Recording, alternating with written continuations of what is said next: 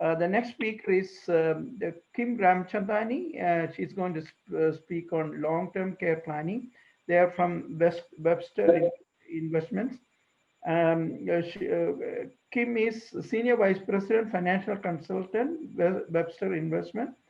Kim provides holistic wealth management services that address a full spectrum of her clients' financial concerns, including investments, life insurance, family finances, retirement, and estate planning. She has 13 years of experience in investment services and is a chartered financial consultant. She is also joined by David Foley, who is going to make the presentation after her introduction. He is the National Director of Long-Term Care and Linked Benefits at SBG, which is an insurance brokerage partner to Webster Investment. Kim, to you. Hello, everyone. This is Kim Ramchandani from Webster Investments. I'm excited to have you with us today for this virtual presentation. Among various investment options we offer at Webster, long-term care is one of the most important investment one should consider. I want to introduce our partner, David Foley, who will be giving today's presentation. David, please take it over. Kim, thank you so much. Dr. Abraham, thank you also for allowing me to speak tonight in the GOPIO organization. I really appreciate this opportunity. We want to talk about planning for long-term care. That's really the objective tonight. And I also want to mix in some information with regard to some tax incentives that are available in the process of planning for long-term care. I do want to make sure also that you that you capture Kim's contact information. So take a picture of that or make sure to write that down because as you may have interest in receiving some proposals for long-term care, you're going to want to be going to Kim to acquire that information. And in addition, because I'm going to be giving an appended presentation tonight, a very short presentation, we do have a recorded version which you can acquire from her by sending her an email.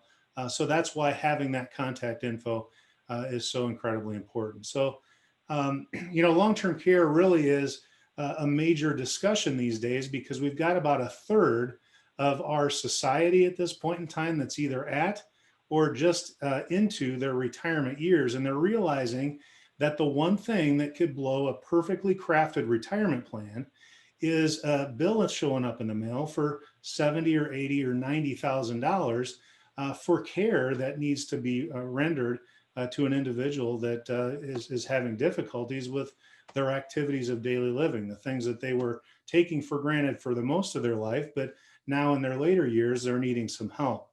So planning for long-term care in a retirement plan is incredibly important. And that's what we want to talk about throughout the remainder of our presentation.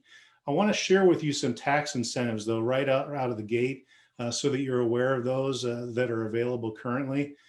Many are actually not aware that an HSA can be used to reimburse yourself for premiums that you would pay on long-term care insurance. So there is a limit as to how much you can use from your HSA to reimburse for those premiums paid. And for instance, if you happen to be between the ages of 51 and 60, that number is $1,630 a year that you could take from your HSA to reimburse you for those. If you're between 61 and 70, that number jumps to $4,350.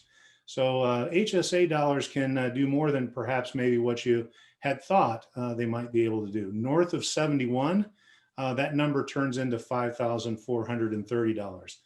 Those numbers are what's known of as the age-related caps that the IRS sets out. And they also coincide to business owners that are paying premiums on long-term care. Now, this is important to know. If you're a business owner, non-C corporation, you also are able to expense as a medical expense up to those limits that I mentioned earlier to pay for long-term care insurance on yourself as the business owner. If you happen to purchase long-term care on your employees, that's going to be totally deductible as a medical expense. But if you're the business owner of a non-C corporation, you're limited to those numbers that I mentioned previous. However, for C corporations, if you're a C corporation, there's an unlimited ability to expense a medical expense for not only the employees, but also the owners of a C corporation. So that is critical to be aware of. And I would also tell you that if you make a single premium payment, there are products out there that allow you to make a single premium payment for your long-term care. If you're a business owner of a C corporation and you've got retained earnings, you could make a $50 or $60 or $70,000 single premium payment and be done paying for your long-term care. And as long as the business paid for it, that's going to be considered a medical expense. So those are critical things that I think you should all be aware of. Now let's move on with the remainder of the presentation. So where do I fit in? I work with Kim and Webster Investments as a brokerage insurance agency. So bottom line is what you're going to get through working with Kim is you're going to get choice from multiple insurance companies. That's our role as a brokerage life annuity and long-term care organization, is we provide choice in the products that the clients are purchasing through Webster Investments and Kim. So let's briefly talk about what is long-term care. It's really referred to as extended care or custodial care. It's about the care provided for the things that we were taking for granted, our activities of daily living, or it's for a cognitive impairment like Alzheimer's disease. Now, long-term care is not necessarily always rendered in a nursing home situation. It used to be that if you knew someone that needed long-term care and they had an insurance policy to pay for it, it used to be that those only provided for care in a nursing home. That's not the case these days. And in fact, all the policies that are currently being issued these days provide that you can receive your care in your home. And that's frankly where most people are going to want to be receiving their care, especially knowing what we know now about the COVID situation and nursing home or assisted living facilities. So it's the care that provides the ability to live out the last phase of our lives as comfortably and with as much dignity as possible. So let's talk about what are the actual activities of daily living that trigger benefits to be able to come from a qualified long-term care plan. These are the activities, there's 6 of them. And if you can't do 2 of these 6, you qualify to tap the benefits from your long-term care plan. Usually what we find in terms of where claims begin is people have difficulty with bathing or with getting dressed. Those are the most common. And usually the last thing to go for people is losing the ability to feed themselves. So it's kind of like in the exact opposite order of when we came into this world. The first thing we knew how to do when we came into this world was eat, and usually the last thing we knew how to do was dress. But in our later years, it actually flips and becomes the opposite. Now, there's another thing that allows you to trigger benefits from your long-term care plan, and that is a cognitive impairment like Alzheimer's. Alzheimer's is something that the insurance carriers selling coverage recognize will more than likely end up in a very significant period of time for a claim. And so if you've got cognitive impairment in your lineage, it's important to be looking at programs or plans that perhaps could provide lifetime or unlimited benefits in the plan. Now, it's great to know that the majority, actually 51% of people are receiving benefits for care received at home these days. So long-term care, again, is not necessarily about receiving care in a nursing facility. Most people, at least the claims that insurance companies are experiencing today, it's for care in their own home. So let's talk about misconceptions around long-term care. Most people think, well, it's never going to happen to me. But the truth of the matter is, if you reach age 65, you've got about a 70% chance of needing at least some form of care in your lifetime. The only question is, how much time are you going to need care, and how much might that actually cost? So it's very important to realize that this is a major risk, and in the retirement planning process, it's certainly a very important one to be planning for. Next up, Another misconception is that Medicare and Medicaid will cover the cost of long-term care. And most people actually believe that that's true. But the real deal is Medicare will only pay for potentially up to 100 days of care, with only 20 of those days paid for at 100%. Beyond day 20 through day 100, there is a deductible that needs to be paid, and that currently in this particular year is $170 is the deductible. So Medicare is not going to do the job of taking care of custodial care or care around those activities of daily living that people need help with. Medicaid is a welfare benefit program that only provides care services if you qualify financially. And in order to qualify for Medicaid, it's a welfare benefit program. You're going to have to spend down your assets to the point to be able to qualify. And for single people, that asset limit in most states is somewhere in the vicinity of a couple $1,000s. So if you spent your lifetime accumulating wealth, the last thing that you more than likely want to see happen is seeing all that wealth go to pay for your care, ultimately to qualify for Medicaid. Misconception number 3 is, that's what my savings are for. But, with these numbers of average costs of care, you can imagine that, savings could run out relatively quickly. And I would tell you that if you wanted more information on your own local area, you can go to this genworth.com/cost of care website and actually look at the costs of care in your immediate location. It's a great resource. Highly recommend that you take a look at it. Number 4, and lastly, my family will take care of me. And I can tell you that the person that's in the family that ends up rendering the care usually has a very difficult time with doing so. In fact, the emotional challenges associated with it, the physical challenges of trying to move someone who's a fully grown person, it's extremely difficult. And not to mention, there's also a dynamic within the family that, the individual that's closest to the person needing care usually ends up providing that care and resenting the other siblings in the family that, are not close enough or able to take care. So it's incredibly important that this planning is done for the sake of the family. So long-term care is either paid for through lifestyle, and the cost is the potential loss of health or well-being or earning ability of a spouse or other loved one who's having to take time to provide the care. Another way to pay for it is just through dollar for dollar expenditure of your money. And lastly, as was mentioned earlier, through insurance or transferring that risk to an insurance company.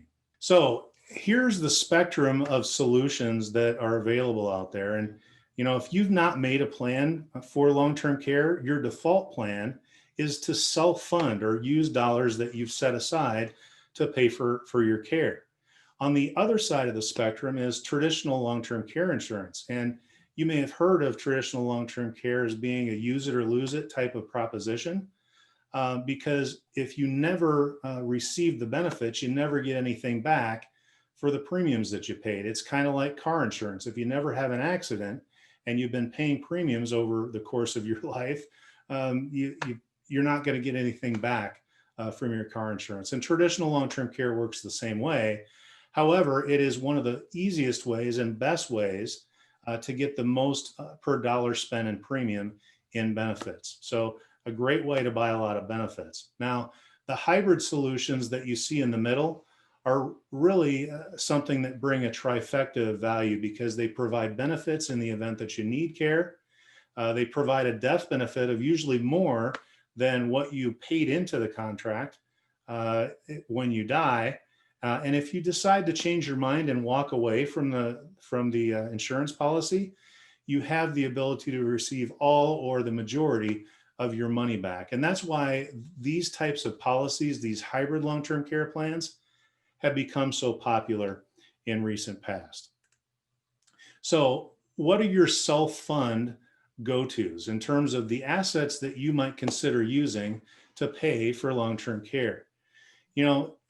everybody is self-funding if they haven't made a plan. And the beauty is that there are assets that can be utilized to reposition, say from pocket A to pocket B, and magnify their value for care. So in this instance, we consider using all or a portion of an IRA that's not needed, and that's critical, not needed for retirement income purposes, and repositioning it to magnify its value to pay for care on an income tax-free basis.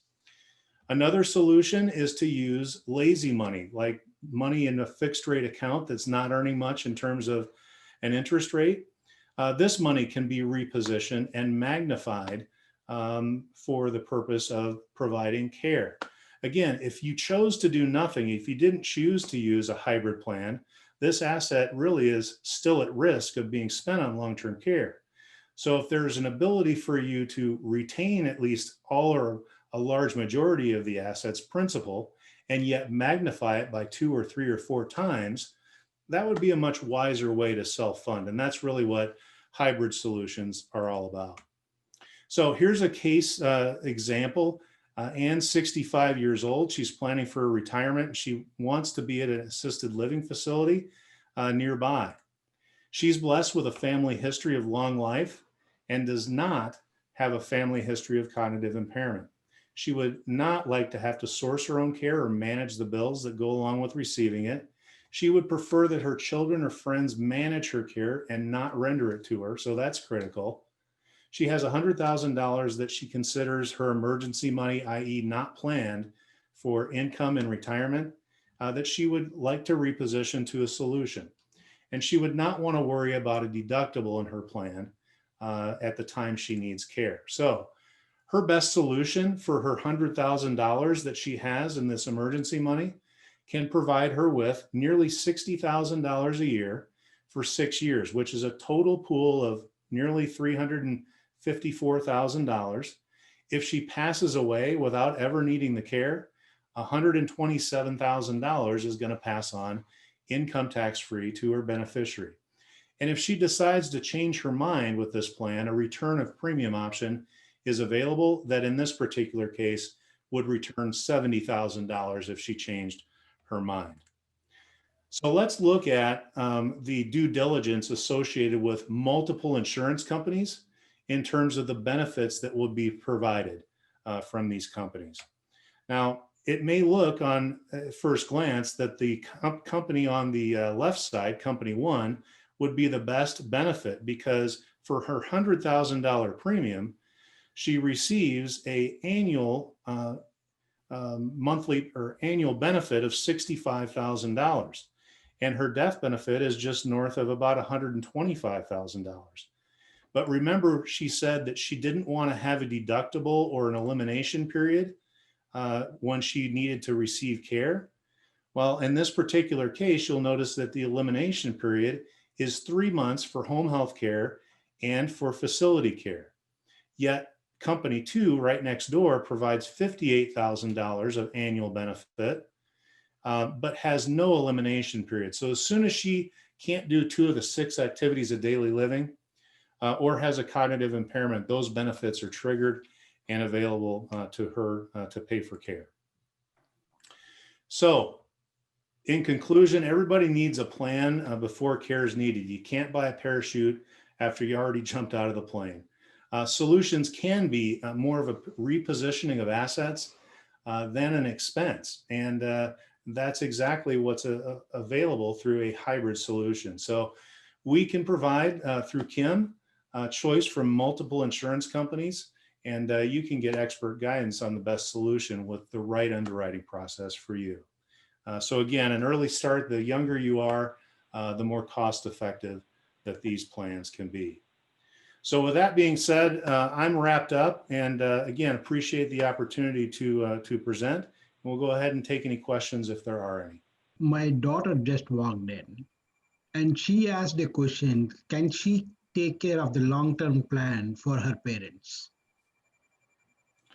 Can she take out long-term care insurance for her parents? Yes. Can she take care of the long-term care for her parents? Prasad, is it you're talking about buying a policy for the parents? Yes, exactly. So absolutely, she could be the premium payer on the policy for her parents without question. That's not a problem at all. That's good. So for the people who don't have a long-term care, please contact Kim and David. And also, what does I see that like Kim and David are from Webster. Is it like, can we have to go through a bank, or we can go through any other care provider, an insurance provider, I mean? Yeah, so we work with Webster Bank, and thus we work through Kim. So Kim would be the planner that would be able to create through us the proposals for long-term care solutions. So if you're interested in getting a proposal, you definitely want to reach out to Kim to get that. That's correct. You can email me or call me and we can generate a proposal for you. You don't have to go through a bank if that's what you're asking. Any insurance agent could do that for you. However, Webster actually does all the research and goes through different companies and gets you the best company with the, the smallest premium. Okay, that is good. That's what we want to know. And also, there are so many people who are youngsters here in our participants. So Yep. how do the youngsters know what kind of a long-term care they have to take? Can you say something about it, like how they should get prepared for it? Well, it's never too early or late to get life insurance. So we definitely can go over a few options with that individual because not all program fits everyone. So depending on what their objective is for their life insurance or long-term care, we'll go about it. So they can connect with me one-on-one and we can do a suitable illustration for them. Yeah, I would just say I'm 49 years old. Myself and my wife, we both have a plan already put in place. It is a hybrid plan because we like the idea of knowing that we're going to win any way you slice it.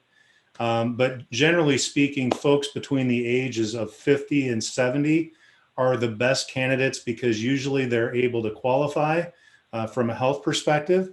People over the age of 70 still have some options, but they do become more limited north of 70, and beyond age 80, there just really aren't any options available. That's good. And also, That's I'd like to add, the younger you are, the more cheaper the insurance will be. And if you get a hybrid long-term life insurance with the long-term care in it, if you do not end up using the long-term care, you have it as a life insurance for your, loved ones. Excellent. Yeah, that's all. Did you see a question from Ashwini Prasad? Sorry, Thomas? There is a question from Ashwini Prasad. Regarding the, no, I think Kim already answered that question. No, is it about I want to rephrase one more thing. How is this COVID-19 is going to impact on the long-term care? So that question just came up yesterday on a call I was on. If you've had COVID, there's going to be a 6-month postpone for most companies. But other than that, not a problem. Okay, that's good. And so there are no disqualifications or anything for COVID-19. That's what I guess, right? No, it's just a postpone. The carrier won't take you within 6 months of having COVID, but beyond that, it's not going to be a problem. Okay, so is this to be like in a kind of a life insurance policy, or is it a different long-term care insurance policy? Yeah, so what it is a life insurance policy with a rider attached to it that provides tax-free long-term care benefits.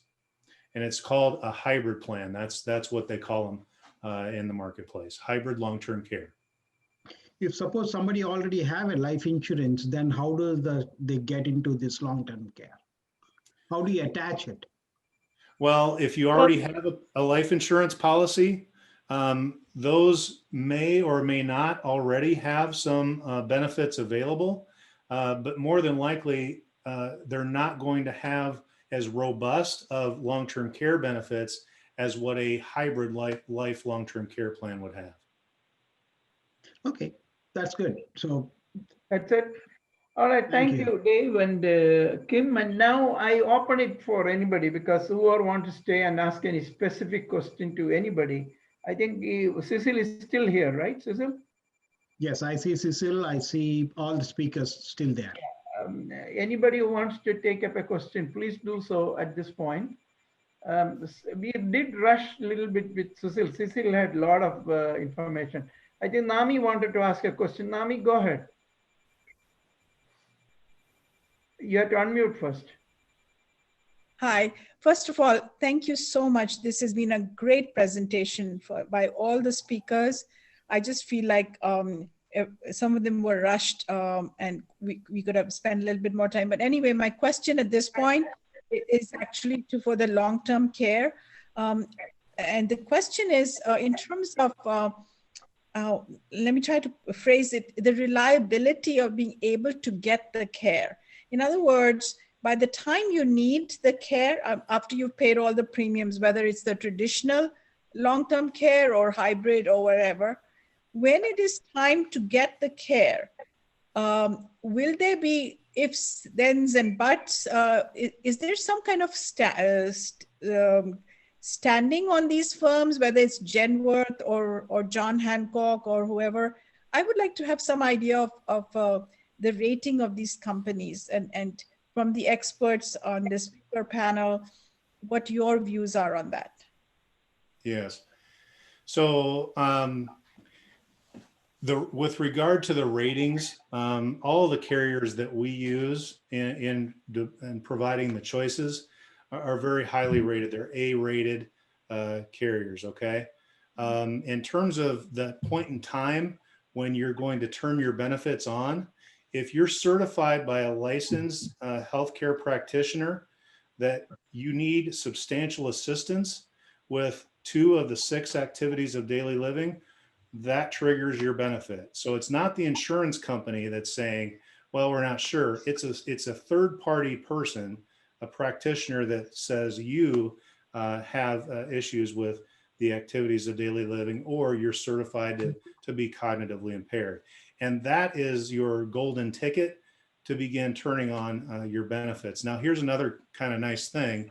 A lot of these insurance companies have what they call claims concierge, which means at the time you get to that point where you're going to go on claim, those insurance companies actually have concierge services to help you find the care that will be provided to you, whether you want care at home or if you want to find an appropriate facility, they have concierge services in order to direct you to that care.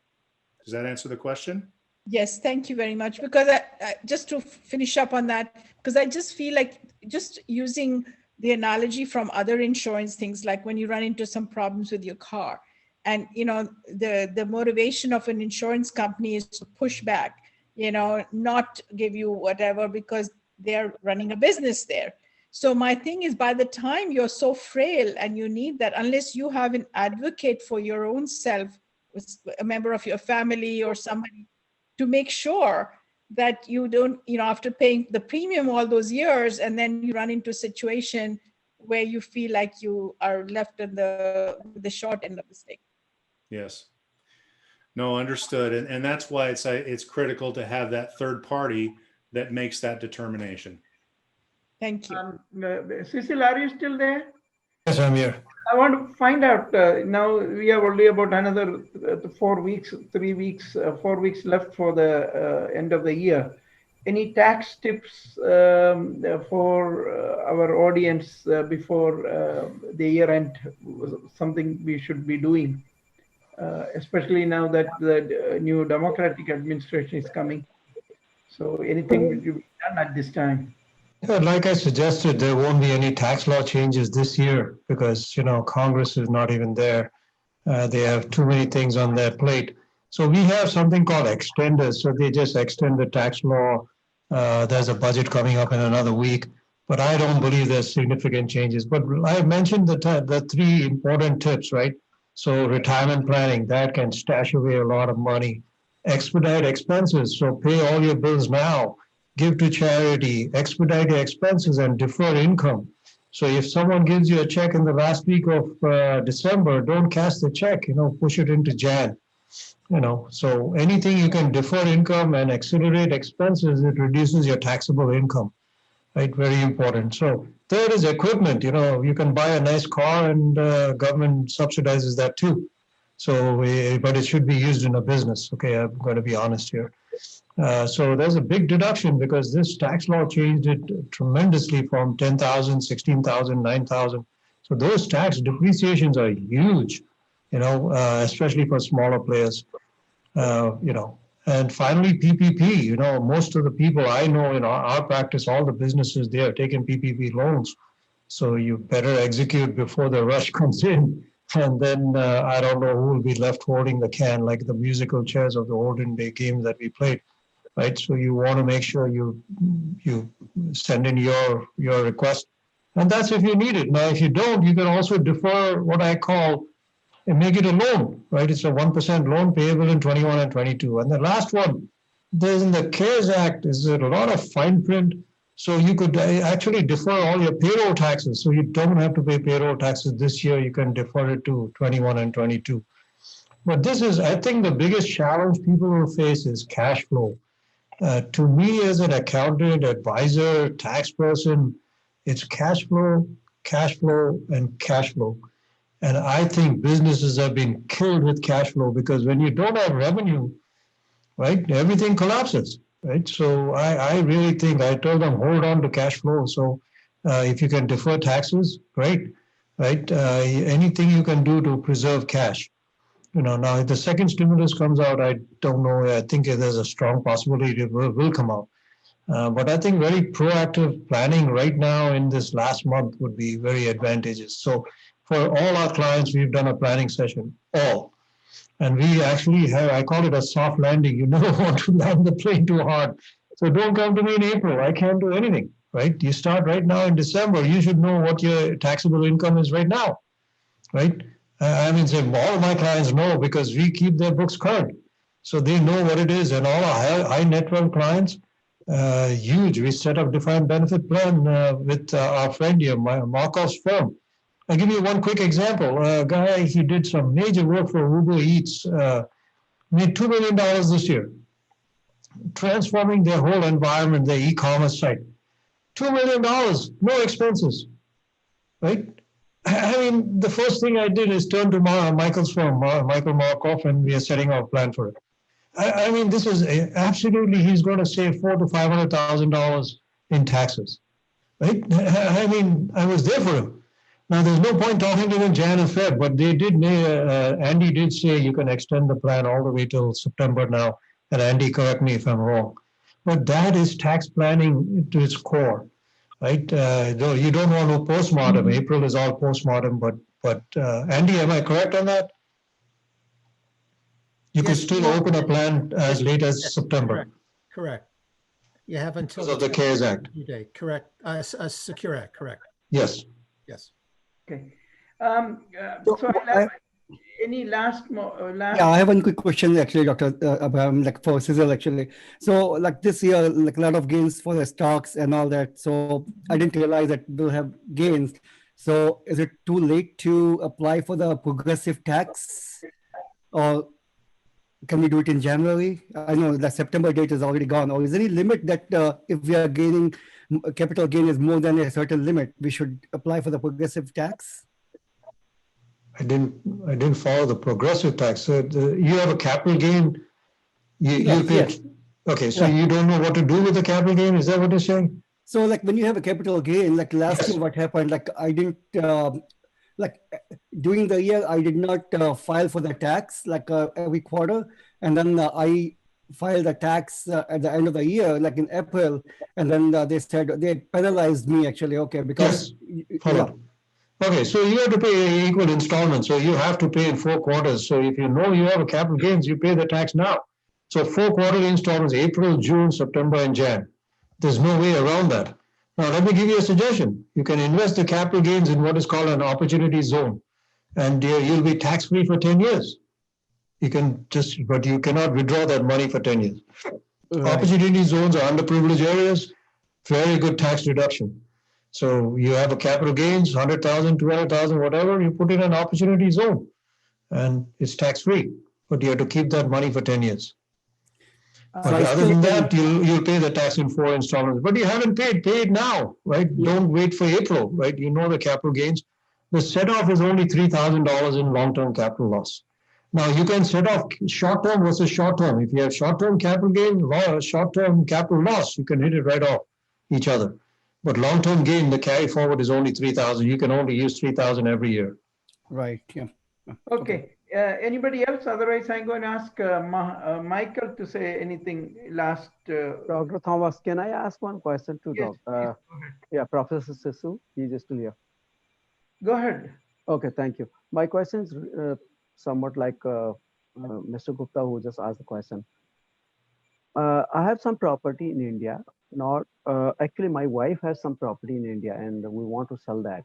But my wife doesn't have any, no income there in India, no income here. But now looks like the property is worth like 1 crore rupees. So I was wondering how to sell that and how to get that money here, because we don't want to spend that money or buy another property within 2 years, 3 years that Professor Saracen is aware of. Those very simple, very simple. Sell the property first. You'll have to file an Indian tax return. Okay, that's a mandatory.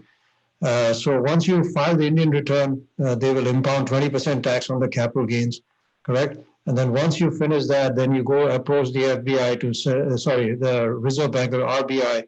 You get a special permission. Your CA in India has to sign up on that, and then they'll allow you to repatriate $1 million of the sale proceeds. Okay, but there's no double tax because whatever the tax, the rate is the same, 20% there and 20% here. So just sell the property. We've done more than at least 100 of these, minimum. I was going to some video on the internet today, and I was under the impression that what you said, that it's 20% of the capital gains. Yes. The gentleman, the CA in India, says it's not 20% of the capital gains, but it is 20% of the total receipt. Let's say it's 1 crore property, it's a 20% state. No, it's wrong. It is they impound their money, but they get it back. Okay, there's some special rule. The reason being, they don't know you're non-resident, right? You might not come back to pay the tax. Right. So it's like the US, they impound the tax, but when you file the return, they'll return it to you. Yeah, okay. That's in India. But here in America, my status and my wife's status is we are not the citizen here. We are not the resident here. We are still on G4 visa. By the way, only 2 people are here who are on G4 visa. Harbhajan Singh Ji here, very good friend of mine. I don't know his status, but we both work for UN. So I work for United Nations. Oh, totally different. Yeah, it's a bit complicated. It is totally different, but I would say call me separately. The calculation is 25% of gross income. I know, I know Shashi Tharoor, I know quite a few people who worked at the UN. Their whole taxation is different there. Okay, but we will deal with that separately. But as far as India goes, I would sell it and file the Indian tax return, and we'll take it from there, one thing at a time. All right, thank you, sir. Thank you very much. Thank you, everyone. Anybody else have any question? Otherwise, we will wrap up this. It was a very good, excellent session. Thank you for all the speakers. Thomas, I have a question for Cecil. Hi, Cecil. This is Munjal. Yeah, Munjal, how are you doing? How are you? Good. Okay. I have a question. Like Biden's is trying to increase the capital gains tax from 20 to 28%. So, is it better to expedite that gain this year and pay the gains tax based on 20% rather than waiting for next year? Absolutely. Munjal, but I have no idea. I don't believe it will go to 28. That is my honest opinion. The reason being, as long as Senate Republicans are involved, now if they are 50-50 split, all bets are off. I'm being honest with you. Okay, but I doubt that it's a tough call to raise from 20 to 28. I could see a compromise 25, and that only applies to people above 400,000 also. It doesn't apply. It's 0, 15, and 20. And then the 3.8% surcharge. So I don't see it coming in 20, in 21, 22 possibility, but that's another election year. So I see it as proposal. I feel execution will be lag behind. But just like Michael said, right, the estate to drop the estate tax to the exemption limits to drop it to 5 million. No one has a crystal ball, but I think if your asset, I would ask her slightly change the question. If your property is right for sale, then go ahead and do it. Like the gentleman before, right? If you're ready to sell it, then let's close it out and take the 20% and move on in life, right? Why would you hold it on till the rate becomes 28? So you're right on money. If I call it, is that the best price you can obtain? And so the tax piece is one piece, but the question is, right, I would really get on, hey, is this property right for sale? And can I close it up? Let's go do it, finish it off. Or how about the stocks? If you have a gain in that, maybe you should take it or let it ride it. Yeah, same thing, because I doubt the 28%. My gut is I don't believe 28% would pass, but I think the other side would pass, what do you call the increase in, above 400,000 is a target. That I know for sure. Yeah. So I have a feeling above 400, the rate will go from 36.9 to from 37 to 39.6. That I have a very good probability that rate is going to go up for people above. And I think the second important related to that is Social Security is going to go up for those people in Medicare. Right now, they don't pay anything, once you cross the Social Security limits. But I think there's a lot of challenges. So you have a whole year to digest it, I think 2021. And like Michael and all of us speakers have said, no one has a crystal ball. No one can predict tax law that easily. And I'm the closest to I read all these proposals, right? Because I'm on the International Tax Policy Committee. We read this very closely, so I doubt any movement on this front, at least for the next year. We have a day-to-day tax related. We invited Cecil Nazrat. If you have any questions, please contact Cecil Nazrat, even personally, or you can contact me or Thomas, who can connect you to Cecil. And if you have anything like in a will and a trust kind of a stuff, you still have any questions, you still did not understand, or you don't have a will and trust, I would recommend contact Michael and Andrew, and either through Thomas or through me. So we will connect you to them. And the same thing, like, and if you have some stocks and all these kind of a stuff where you have investments and you don't know what you are going to do with the long-term plans or anything, so connect to Shiva Bashim, who is your wealth management. He can guide you through what you have to do. And the same thing on the long-term plan, we have a great speakers like David and Kim who can connect you through that. So it is I see that this particular webinar is like in a full life cycle from day to day till the end of your life, like, it doesn't matter whether you live for 70 years or 100 years. So there is a long-term care plan also here. So thank you all the speakers. Thomas, on to you. Thank you, Prasad, for summarizing all of it. I really thank all of you for attending, and I thank the speakers for their time, and we'll see again. Thank you.